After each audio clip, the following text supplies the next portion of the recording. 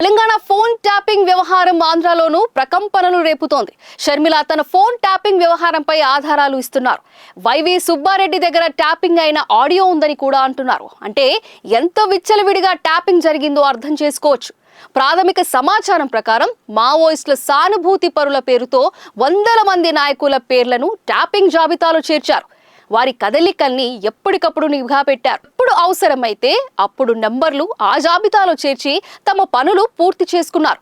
వ్యక్తిగత జీవితాల్లోకి చొరబడ్డారు. మావోయిస్టుల పేరుతో వందల ఫోన్ల ట్యాపింగ్. ప్రభుత్వం ఎవరెవరి ఫోన్లు ట్యాపింగ్ చేసిందన్నది ఇంకా అధికారికంగా సమాచారం రాలేదు, కానీ అనధికారంగా మాత్రం చాలా మందికి క్లారిటీ ఉంది. ఇప్పుడు అధికారికంగా బయటకు రావాల్సి కూడా ఉంది. మావోయిస్టుల సానుభూతి పరుల పేరుతో రివ్యూ కమిటీ నుంచి ట్యాపింగ్ కు అనుమతి తీసుకున్న ఫోన్ నెంబర్ల వివరాలు బయటకు వస్తే రచ్చ జరగడం ఖాయమని అనుకోవచ్చు. ఎందుకంటే నిఘా పెట్టింది కేవలం రాజకీయ ప్రత్యర్థులపైనే కాదు, సొంత నేతలపై కూడా. ఏపీలో వైసీపీకి చెందిన కాసు మహేష్ రెడ్డితో పాటు మరికొంతమంది పైన నిఘా పెట్టినట్లుగా ప్రచారం జరుగుతోంది. అప్పటి వివక్ష నేతలపైనే కాదు, సొంత వారిపైన, బీఆర్ఎస్ లో ముఖ్య నేతలందరిపైన నిఘా ఉన్నట్లుగా చెప్తున్నారు. కేసీఆర్ కుటుంబంలోని కొంతమంది పైన ట్యాపింగ్ అస్త్రం ప్రయోగించినట్లుగా చెప్తున్నారు.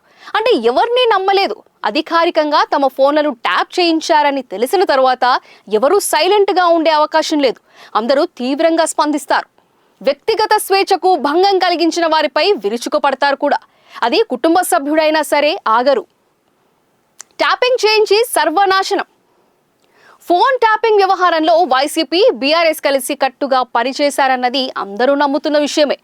ఇంకా చెప్పాలంటే అధినేతలు ఎక్కువగా ఇన్వాల్వ్ అయిన విషయం. ఇక్కడ ఎంతమంది ఫోన్ ట్యాప్ చేశారు, ఎవరి ఫోన్లు ట్యాప్ చేశారన్నది బయటకు వస్తే అసలు రాజకీయ సునామీ రావడం ఖాయంగా కనిపిస్తోంది.